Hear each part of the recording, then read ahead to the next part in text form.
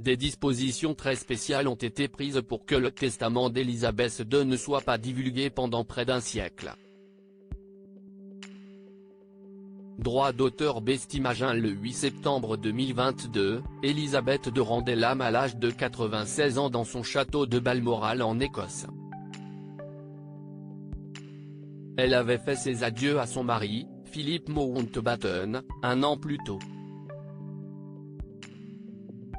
Mort à quelques mois de fêter son anniversaire, le duc d'Édimbourg s'était chargé lui-même de son testament et de celui de son épouse. Le 8 septembre 2022, Elisabeth II rendait l'âme à l'âge de 96 ans dans son château de Balmoral en Écosse. Elle avait fait ses adieux à son mari, Philip Mountbatten, un an plus tôt. Mort à quelques mois de fêter son anniversaire, le duc d'Édimbourg s'était chargé lui-même de son testament et de celui de son épouse. Le geste avait d'autant surpris les commentateurs royaux que la tâche aurait dû incomber à Paul Waybrave, alias Tolpol, plus proche serviteur de la couronne, aujourd'hui en charge de la gestion administrative de la défunte reine. Les curieux devront cependant attendre 90 ans pour découvrir les éventuels secrets cachés dans le précieux document. Une tradition séculaire instaurée au début du XXe siècle suite à un scandale sexuel qui avait entaché la famille royale. L'affaire remonte à la mort du prince François de Teck à l'âge de 39 ans, en 1910. Connu pour ses frasques sexuelles, le frère de la reine Marie avait légué les émeraudes de Cambridge, des bijoux de famille d'une valeur inestimable, à l'une de ses maîtresses, Hélène Constance. Craignant que le scandale n'éclate, celle-ci avait racheté le somptueux héritage à la comtesse pour les porter lors du couronnement de son mari George V en 1911. Une transaction effectuée dans le plus secret alors qu'elle s'était arrangée pour faire sceller le testament de son frère. Les fameux Cambridge Emeralds ont depuis été portés par Elisabeth II et sa belle-fille, la regrettée Lady Diana. Le testament de la mère de Harry et William a d'ailleurs été le seul à avoir été rendu public après sa mort dans un accident de voiture le 31 août 1997. Difficile de répondre clairement à la question d'ici les 90 prochaines secrets. Du moins tant que Buckingham Palace décide de préserver la dignité de la défunte reine. En revanche, les informations au sujet de l'héritage de son héritage ne manquent pas. Selon nos confrères britanniques du Sunday Times, la fortune personnelle de la mère de Charles III serait estimée 370 millions de livres, soit l'équivalent de plus de 400 millions d'euros. Les biens appartenant à la couronne britannique s'élèveraient quant à eux à 28 milliards d'euros. Un patrimoine qu'Elisabeth II ne détenait cependant pas à titre personnel. C'est aujourd'hui son fils, l'héritier du trône, qui en a la jouissance.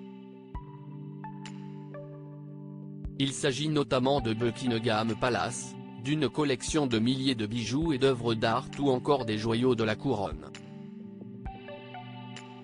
Le testament d'Elisabeth II ne sera pas ouvert avant 90 ans. Le secret prend racine dans une tradition séculaire. Un scandale sexuel est à l'origine de cette tradition. L'affaire remonte à la mort du prince François de Teck en 1910. Le frère de la reine Marie avait légué de précieux bijoux de famille à sa maîtresse. Le 8 septembre 2022, Elisabeth II rendait l'âme à l'âge de 96 ans dans son château de Balmoral en Écosse. Elle avait fait ses adieux à son mari, Philip Mountbatten, un an plus tôt. Mort à quelques mois de fêter son anniversaire, le duc d'Édimbourg s'était chargé lui-même de son testament et de celui de son épouse.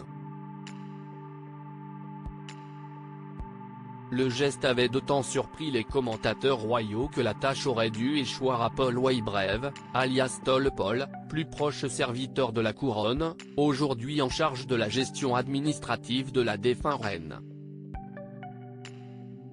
Les curieux devront cependant attendre 90 ans pour découvrir les éventuels secrets cachés dans le précieux document. Une tradition séculaire instaurée au début du XXe siècle suite à un scandale sexuel qui avait entaché la famille royale. L'affaire remonte à la mort du prince François de Teck à l'âge de 39 ans, en 1910.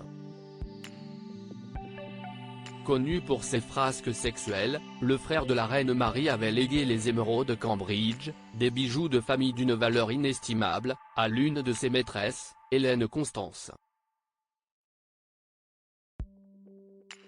Craignant que le scandale n'éclate, la souveraine avait racheté le somptueux héritage à la comtesse pour les porter lors du couronnement de son mari George V en 1911.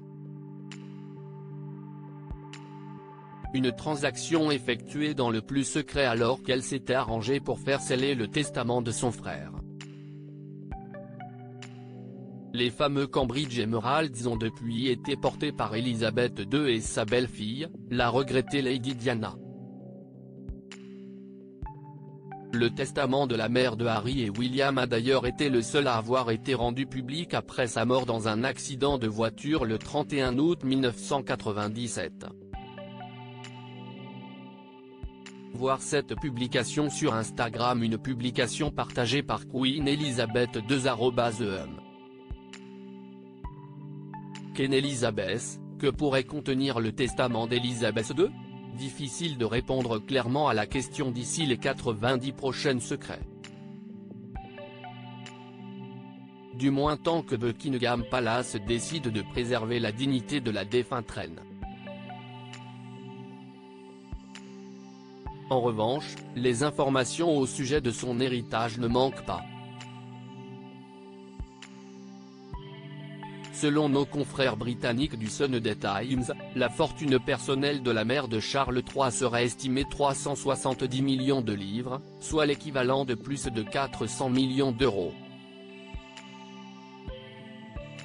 Les biens appartenant à la couronne britannique s'élèveraient quant à eux à 28 milliards d'euros. Un patrimoine qu'Elizabeth II ne détenait cependant pas à titre personnel. Si est aujourd'hui son fils, l'héritier du trône, qui en a la jouissance. Il s'agit notamment de Buckingham Palace, d'une collection de milliers de bijoux et d'œuvres d'art ou encore des joyaux de la couronne.